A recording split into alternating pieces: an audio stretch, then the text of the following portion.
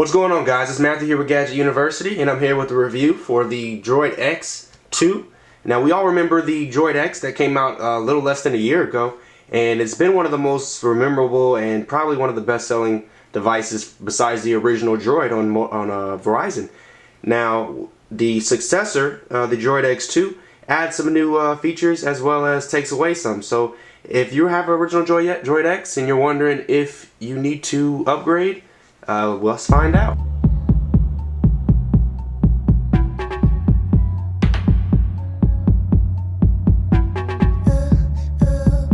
Okay, so first let's go ahead and cover the hardware. I mean, the hardware is pretty much identical with the original Droid X. I mean, you still have your micro USB on the side, as well as your micro HDMI. Now, this does support full HDMI mirroring, so if you plug this up to your HDMI input display, you can show exactly what's on your screen. So if you want to show pictures or you want to go web browsing and movie watching and things like that, you can do that on this phone, which is pretty cool. Now, on the front of the device, everything is completely identical. You're not going to see much change here. There is no front-facing camera, so those of you who are looking for that, you might be a little disappointed there. You still have the hardware buttons on the bottom. The home menu, back, search. I'm a big fan of these buttons. This phone is probably the perfect, I guess, example of what a touchscreen phone should look like. You have a 4.3-inch display. It is QHD, which is 540 by 960 resolution, and you are looking at a very, very nice slab of phone. They made the Droid X in a way where it's narrow.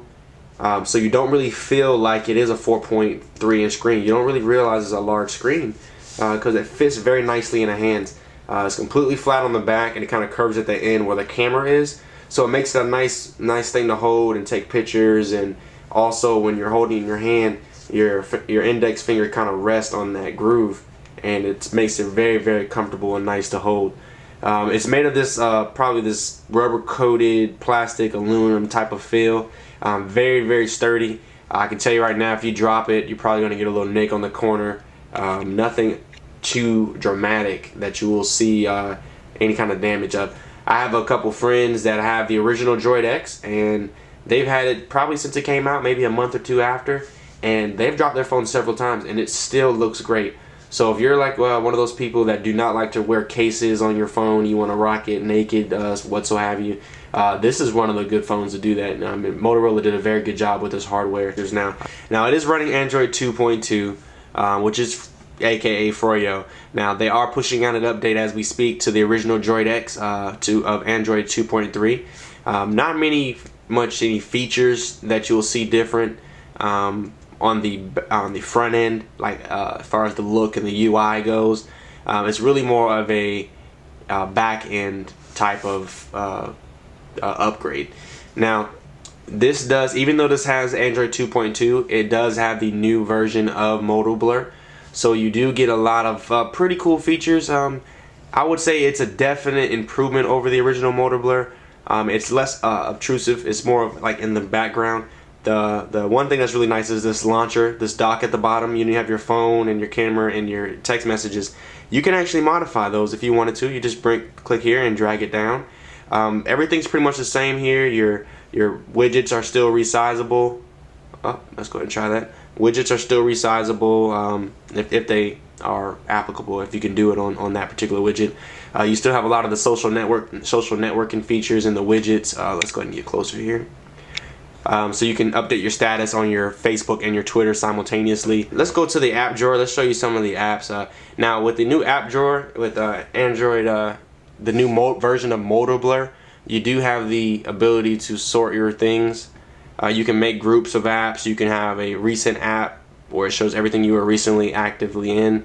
You have your downloaded apps, which shows you games that you've downloaded. As you can see, I put Netflix on here. It is compatible with this device, even though it does not come with it.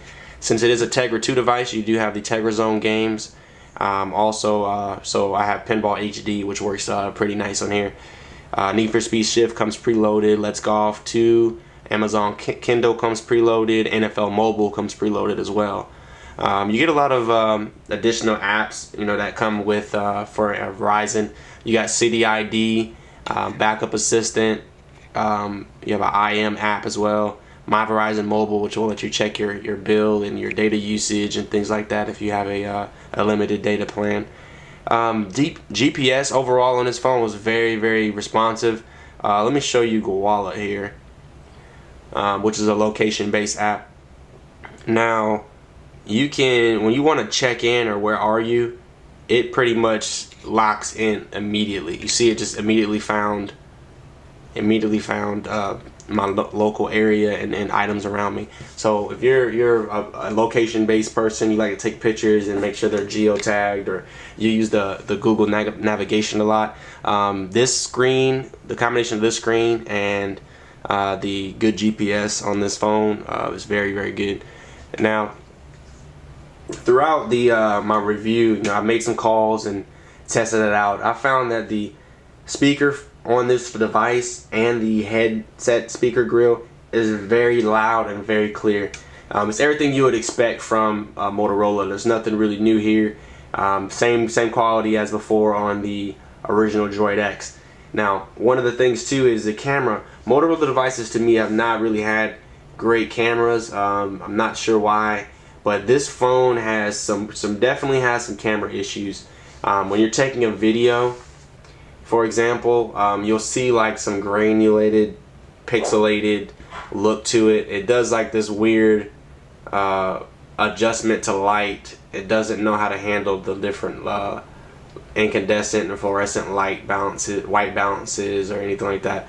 So I found the pictures to be kind of washed out. It didn't really excite me very much.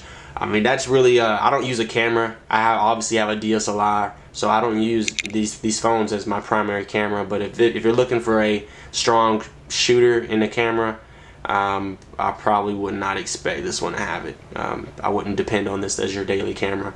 But overall, man, this is a great phone. Like I said, I've been playing with it for a couple days now, and I think that if you are in an area that does not have 4G, this is the most powerful device on Verizon at this time. And I say that because it has, you know, it has your 578 megabytes of RAM and your your dual core 1 gigahertz processor. Games play really great. Browser speed, everything running through apps, going through different items. Pinch to zoom is always pretty good. This device really shines when it comes to performance. So if you're not going to miss out much if you don't have an LTE in your area. Front-facing camera is still kind of a novelty. Not many people really use it yet, so I can't really say that that's if a phone doesn't have a front-facing camera, I would totally dismiss it. It's still a great option. Now, you do get a very large battery. I've had great battery life. I think went through almost a full day without having to charge it, and because this is for review purposes, you know, I do play a lot on these phones, so I would consider it heavy usage. I did do a lot of web browsing. I did the hotspot for a little bit. I did texting and Twitter, Facebook, all that stuff. I did a lot of gaming as well, because this is a Tegra 2 device, so you do have some great games that you have options, you know, have available to you that aren't available to other devices. So I did play a lot of Pinball HD, and it lasted me, I would say, from about 8 in the morning to about, I would say maybe about 5:45, 6 p.m. So you are getting some great battery life on a device that is Tegra 2. Now it does have this QHD display, so it does save on battery power as far as the display goes. So let's show you the Tegra 2 capabilities. See, there's a lot going on the screen here.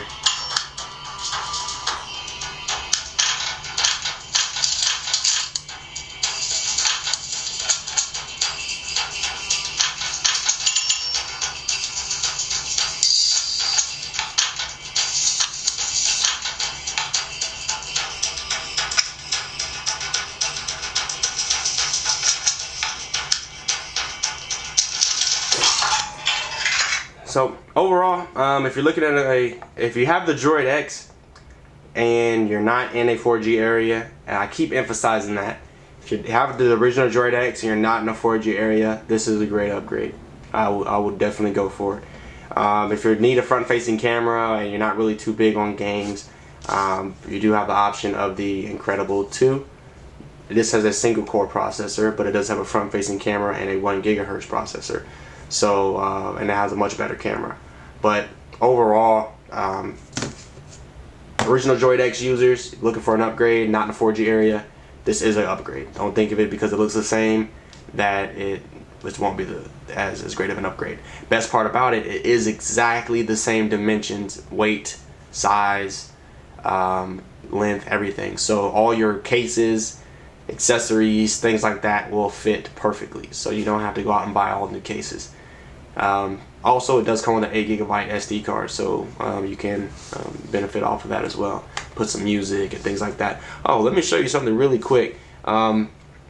This is compatible with Google Music, so I am a part of the beta for Google Music, and let's show you a little bit about what Google Music is about on this device. It plays really good. Let's go ahead and this is my entire library that is on my computer that is actually behind me there. You got, this is my computer behind me, and you can, these are all my music is actually stored on my iMac. So let's show you something here. Let's look up the Fray.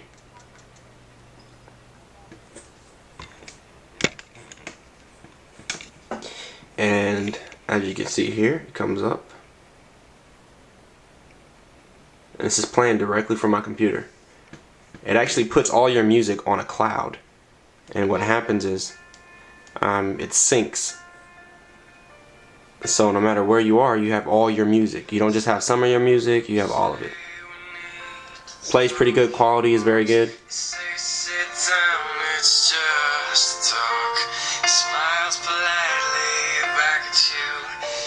It works in landscape mode as well. So that was a little quick preview of Google Music. It's not available to everybody just yet, but it's not exclusive to this device. It works on every Android device that runs Android 2.2 or above. So you do have that functionality on many Verizon options. But speed test was very consistent. I did maybe about 1 meg up, maybe 1.5 meg up, down, and about a meg up. So 3G speeds are very consistent on this.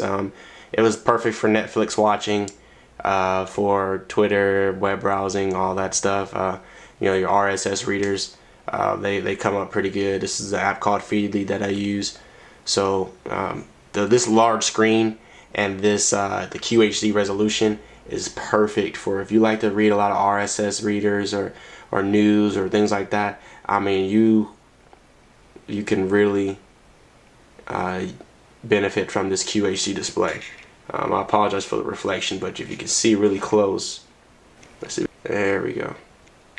You can see these texts are very, very clear and very, very vibrant. So you can see each letter and word very good, especially in like in a bright environment, as my room is right now, as well as outside. So you'll be able to see pretty good. Well, guys, if you have any questions about the Droid X2, let me know, and I will try to answer them as fast as I can. And make sure you guys check out the Memorial Day sales this weekend, because if you want to pick this up, you can pick this up at Verizon. I think pretty cheap. I think it's like $149 just for this weekend. So y'all take care. Let me know if you have any questions, and I will see y'all in my next video. Peace.